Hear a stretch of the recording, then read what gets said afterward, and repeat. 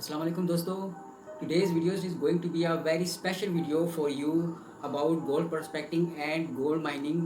दोस्तों भाइयों, आज की वीडियो स्पेशली मैं तैयार कर रहा हूँ उन लोगों के लिए जो पाकिस्तान में पहली बार गोल्ड प्रोस्पेक्टिंग या गोल्ड की तलाश के लिए काम करना चाहते हैं. मैं इस वीडियो को इस लेवल तक बना रहा हूँ कि वो बहुत अच्छे गोल्ड प्रोस्पेक्टर बन सकते हैं अगर इस वीडियो को पूरा देखेंगे तो इसमें फुल इन्फॉर्मेशन होगी गोल्ड प्रोस्पेक्टिंग के बारे में A to Z. मैं आपको इसके बारे में बताऊंगा, एरिया वाइज बताऊंगा, गोल्ड प्रोस्पेक्टिंग के इक्विपमेंट आपको बताऊंगा, कौन कौन सी इक्विपमेंट्स आपको चाहिए होंगी. इसको गौर कीजिएगा. यही वीडियो सब पाकिस्तानियों के लिए जो गोल्ड प्रोस्पेक्टिंग का शौक रखते हैं, गोल्ड की तलाश का शौक रखते हैं, ये उनके लिए एक स्पेशल वीडियो होगी. Point number 1, look in places where gold has been found before. आप उन लोकेशंस पे जाएं जहाँ पर सोना पहले से निकल चुका हो और लोग निकाल रहे हों. ऐसी लोकेशंस पे आप जाकर अपना टाइम और अपने पैसे बचा सकते हैं. ऐसी लोकेशंस को आप प्रेफर करें जहाँ पर सोना पहले से निकल रहा हो. Point number 2, do the search is the best way to find a gold areas, gold occur areas. आपको पता है पाकिस्तान के बहुत से एरियाज हैं जहाँ पर रिवर्स एंड क्रीक्स आपको मिलेंगे. पाकिस्तान के हर एरिया में आपको दरिया मिलेंगे. तो best way to find gold rivers and creeks. आप इन एरियाज़ में अपने एरियाज़ में जाकर पैनिंग करें. आप पैनिंग करें. पैनिंग करके ही आप उस एरिया के बारे में बहुत कुछ जान सकते हैं कि उस एरिया में गोल्ड है या नहीं. तो जो बिगिनर्स हैं, जो नए लोग हैं, उनको तो मैं यही कहूँगा कि आप आसपास के जो आपके दरिया हैं तो आप पहले जाकर उन एरियाज़ में चेक कीजिए. आप बेड रॉक की सैंड लीजिए और आप उसको पैन कीजिए. आपको पैन में पता चल जाएगा.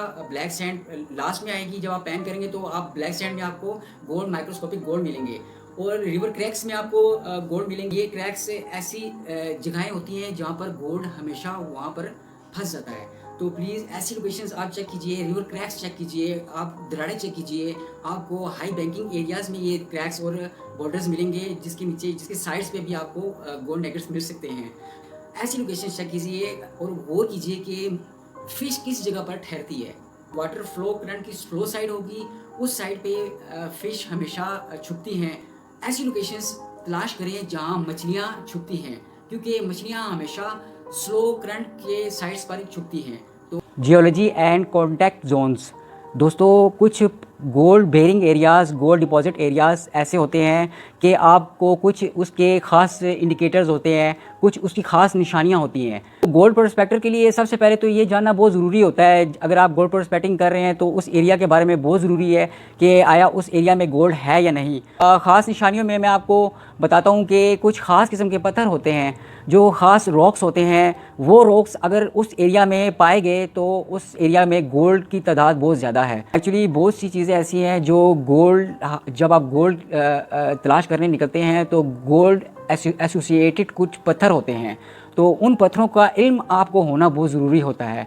अगर उसका इल्म आपको नहीं होगा तो आप गोल्ड प्रोस्पेक्टर, अच्छे गोल्ड प्रोस्पेक्टर नहीं बन सकते. वो पत्थर गोल्ड रिलेटेड, गोल्ड एसोसिएटेड होते हैं. वो पत्थर जिस एरियाज़ में होंगे डेफिनेटली गोल्ड भी वहीं पर होगा, गोल्ड डिपॉजिट्स भी वहाँ पर होंगे. Contact Jones.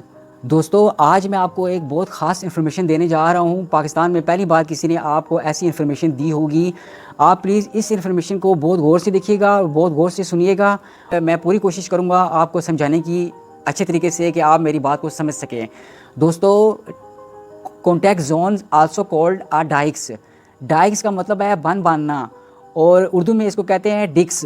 डिक्स का आपको पता है कि जैसे हमारी पाकिस्तान की दो फेमस गोल्ड माइंस हैं, रेकोडिक्स और सैंडिक्स.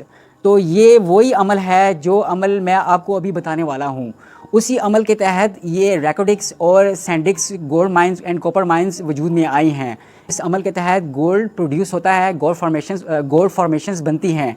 तो दोस्तों, डाइक्स एक ऐसा अमल होता है, जियोलॉजिकल एक ऐसा प्रोसेस होता है. दो चट्टानें एक दूसरे के साथ मिलती हैं. जब वो दो चट्टानें 90 डिग्रीज एंगल के साथ एक दूसरे के साथ मिलती हैं तो extremely high temperature and high pressure बनता है. और ये अमल बहुत क्विकली होता है. Rapidly heating and rapidly cooling. ये अमल बहुत तेज़ी के साथ. इस अमल के बाद दो चट्टानें 90 डिग्रीज़ के एंगल से जब एक दूसरे के साथ टकराती हैं तो हाई टेम्परेचर और हाई प्रेशर बनता है. गोल्ड फॉर्मेशंस वहीं पर बनती हैं. तो इस लिहाज से आपको कुछ मैं चट्टानें बताऊंगा, कुछ रॉक्स बताऊंगा, कुछ पत्थर बताऊंगा जो गोल्ड फॉर्मेशन बनाने में काम आती हैं।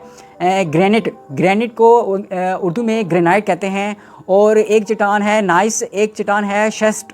ये 3 खास चट्टानें जहाँ पर भी होंगी गोल्ड फॉर्मेशन, गोल्ड प्रोड्यूस वहाँ पर होगा। जरूरी नहीं है कि 2 चट्टानें एक 90 डिग्रीज़ के एंगल से ही एक दूसरे के अंदर समाने की कोशिश करें। कुछ चट्टानें एक नई चट्टान के बीच में से भी निकल आती हैं। तो ये अमल जियोलॉजिकल अमल होता है। जो भी प्रोसेस है, जो भी डाइक्स का अमल है, जो भी इन दोनों चट्टानों का टकराने का अमल है, ये अमल लाखों हज़ारों सालों पहले ये अमल हो चुका होता है। तो उसके वजूद में फिर गोल्ड फॉर्मेशंस बनती हैं। तो आज आपको कुछ ख़ास इन्फॉर्मेशन मिली हैं, इससे कहते हैं कॉन्टैक्ट जोन्स। कुछ ख़ास अमल के तहत कॉन्टैक्ट जोन्स को आप मालूम कर सकते हैं कि आया इस इलाके में कॉन्टैक्ट जोन्स हैं कि नहीं। तो उसके लिए ख़ास प्रोसेस है। आप फर्स्ट ऑफ़ ऑल आप उस एरियाज़ की मिट्टी को चेक करेंगे, क्योंकि जहाँ कॉन्टैक्ट जोन्स होंगे वहाँ की सॉइल चेंज हो चुकी होगी, उसका कलर चेंज हो चुका होगा, वो डार्क रेडिश कलर की हो चुकी होगी। जो जहाँ पर डार्क रेडिश कलर की सॉइल हो वहाँ समझ लीजिएगा कि वो कॉन्टैक्ट जोन है। क्योंकि कॉन्टैक्ट जोन के ऊपर और उसके आसपास के जितनी भी सॉइल है वो हाई मिनरलाइज और हाई आयरन ऑक्साइड सॉइल बन जाती है। क्योंकि उस अमल के तहत, उस कॉन्टैक्ट जोन के अमल के तहत, हाई हीट और हाई प्रेशर के तहत उस सॉइल का रंग बिल्कुल रेडिश कलर का हो जाता है। उस अमल के वजह से आप उस लोकेशंस को, कॉन्टैक्ट जोन को पहचान सकते हैं। कुछ कॉन्टैक्ट जोन्स आपको सिर्फ 10 फीट के मिलेंगे, कुछ कॉन्टैक्ट जोन्स आपको माइल्स के मिलेंगे, कुछ कॉन्टैक्ट जोन्स आपको कई किलोमीटर्स के मिलेंगे। इसी तरह आपको छोटे बड़े कॉन्टैक्ट जोन्स मिलेंगे। तो उसी से आप अंदाज़ा लगा सकते हैं कि इस एरिया में कितनी गोल्ड की मिकदार हो सकती है, उसी से ही आपको पता चल सकता है और कॉन्टैक्ट जोन्स की वजह से ही आपको पता चल सकता है। बाज़ कॉन्टैक्ट जोन्स के ऊपर मिट्टी आ जाती है, उसके ऊपर घास उग जाती है, दरख्त उग जाते हैं, जिसकी वजह से आपको पता नहीं चलता कि इस एरिया के नीचे कॉन्टैक्ट जोन्स हैं कि नहीं। तो सिर्फ एक ही अमल है, आप उस एरियाज़ के पत्थर चेक कर सकते हैं, आप उस एरियाज़ की मिट्टी चेक कर सकते हैं। अगर उस मिट्टी का रंग चटक सुर्ख रंग का हुआ तो समझ लीजिएगा कि वो कॉन्टैक्ट जोन के एरियाज़ में ही आते हैं। तो आप उस एरिया में आपने मेन कॉन्टैक्ट जोन को ढूंढना है, उस पॉइंट को ढूंढना है जहाँ पर 2 चट्टानें एक दूसरे के बीच में समाई गई हैं। बाज़ औक़ात कॉन्टैक्ट जोन्स बहुत क्लियर होते हैं, आप उनको नेक्ट आइज से भी देख सकते हैं। बाज़ औक़ात कॉन्टैक्ट जोन्स बहुत छुपे हुए होते हैं। कुछ कॉन्टैक्ट जोन्स ज़मीन के नीचे होते हैं। कुछ इलाके ऐसे होते हैं जहाँ पर कॉन्टैक्ट जोन्स बहुत छोटे होते हैं, तो वहाँ पर गोल्ड की मिकदार भी बहुत थोड़ी होगी। कुछ इलाके ऐसे होते हैं जहाँ पर कॉन्टैक्ट जोन्स बहुत बड़े होते हैं, बहुत एक लकीर की मानद माइल्स पर माइल्स वो लकीर जा रही होती है कॉन्टैक्ट जोन्स की। तो उस हिसाब से अगर आप देखे जाए तो आपको छोटे बड़े कॉन्टैक्ट जोन्स मिलेंगे।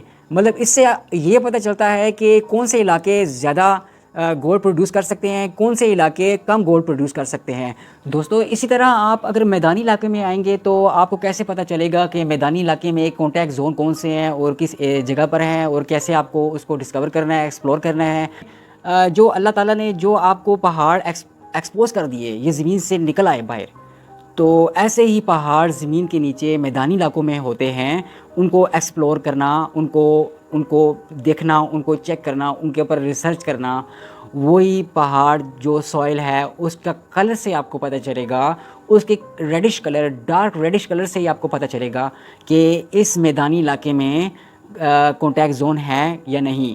Haematite, magnetite, black sand. दोस्तों जब भी हम प्रोस्पेक्टिंग करने जाते हैं, प्लेसर माइनिंग करने जाते हैं, प्लेसर प्रोस्पेक्टिंग करने जाते हैं, तो यहाँ के किनारों में हम इसको बहुत अच्छे मिकदार में इसको देखते हैं। एक्चुअली ब्लैक सैंड को गोल्ड से प्यार है और गोल्ड को ब्लैक सैंड से प्यार है।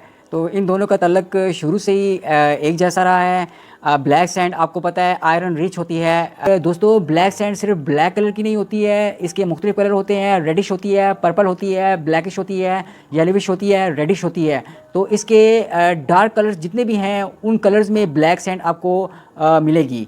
ब्लैक सैंड जहाँ होगी वहाँ पर बहुत से डिटेक्टर्स रह जाएंगे, वहाँ पर बहुत से डिटेक्टर्स काम नहीं करेंगे। तो इसके लिए आपको बहुत ख़ास इन्फॉर्मेशन चाहिए कि आपको किस किस्म के डिटेक्टर्स गोल्ड नैगेट्स के लिए चाहिए, क्योंकि बाज़ औक़ात बहुत नैगेट्स बहुत छोटे होते हैं, उनका साइज़ बहुत छोटा होता है। तो उनको डिटेक्ट करने के लिए आपको VLF डिटेक्टर्स चाहिए जो स्पेशली गोल्ड नगेट्स के लिए बने हुए हैं, जो आपको बहुत अच्छे डिटेक्टर्स मिल सकते हैं, जैसे Minelab GPX 5000, Minelab GPZ 7000, Garrett ATX,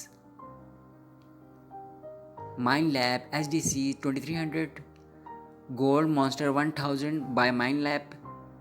VLF detectors ऐसे डिटेक्टर होते हैं, लो फ्रिक्वेंसी वाले डिटेक्टर्स, जो आप ट्रेजर हंटिंग के लिए भी यूज़ कर सकते हैं। ऐसे डिटेक्टर्स आप मल्टीपर्पज़ के लिए यूज़ होते हैं, ट्रेजर हंटिंग के लिए, गोल्ड डिटेक्टिंग के लिए। स्पेशली मेड VLF डिटेक्टर्स, सिर्फ लो फ्रिक्वेंसी वाले डिटेक्टर्स आप लें और आप gold bearing, gold contact zone areas में आप उनको यूज़ करें, आपको बहुत फ़ायदा होगा।